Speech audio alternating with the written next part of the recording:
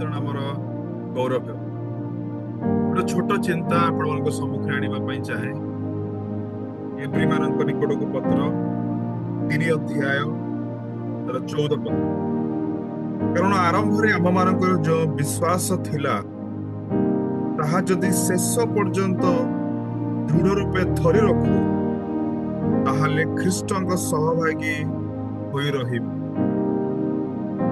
एठारे लेखक कहउछन्ति आरंभ समय आम मानकर जो विश्वास थिला ताहा शेष पर्यंत आमे धरी रखिबा आवश्यक। कहिबार कारण एतिकी बा ए वाक्यर मर्म एतिकी ख्रिस्टियन जीवन आरंभ करने अति सहज अटे। प्रार्थना गिरजा उपासना समस्त मीटिंग मैंने अटेंड करि किंतु वर्षे 2 वर्षे अनेक दिन बीती गला परे आत्मिक भाव आम शिथिल हेबार बहुत चांसेस अच्छे।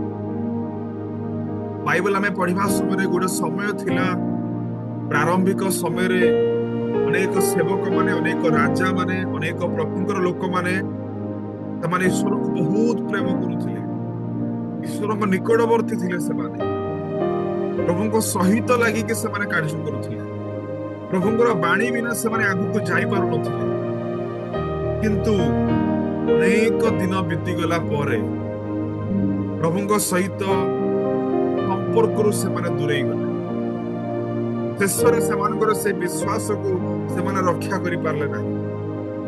प्रभुंक प्रिय लोक माने गोटे संदेश कहवा चाहे ख्रीष्टीय जीवन आरंभ करने गुरुत्वपूर्ण विषय किंतु ताठारु अधिक गुरुत्वपूर्ण विषय आम केमिति हमर ख्रीष्टीय जीवन को आम समाप्त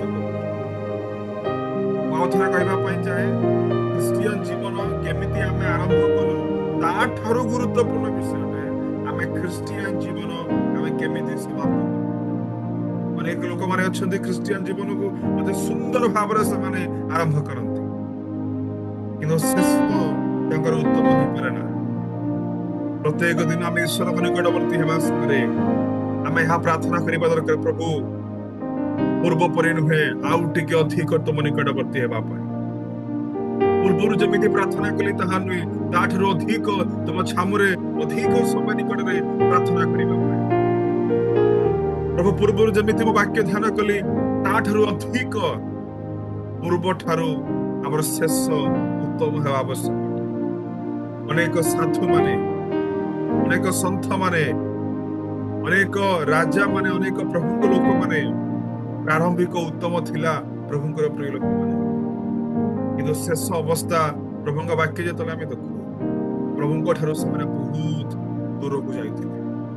एथिपाई तो प्रभुंक वाक्य अनेक जगह लिखा जाइछि मात्र जे शेष पर्यंत धैर्य धरि रहिबो से परित्राण पाए। हमर आरंभ ठारू हमर शेष उत्तम। प्रेरित पाउल एक उत्तम उदाहरण ताहांकर शेष उत्तम थिला मनोहर थिला। प्रेरित पाउल कहउछन्ति उत्तम युद्ध रे प्राणपण करिअछि निरूपित पथर शेष पर्यंत दौड़िअछि विश्वास रक्षा करिअछि। प्रेरित पाउलଙ୍କ परि स्तिफानଙ୍କ परि उत्तम उत्तम प्रभुଙ୍କ दास माने अछन्ति जहार शेष खूब सुंदर भाव से माने समाप्त करी प्रभुଙ୍କ ठारे से माने विश्राम करूछन्ति। प्रभु अनुग्रह करंतु हमर आत्मिक जीवन आरंभ ठारू शेष उत्तम हेबा पाई प्रभु हम प्रत्येक को सहायता करंतु।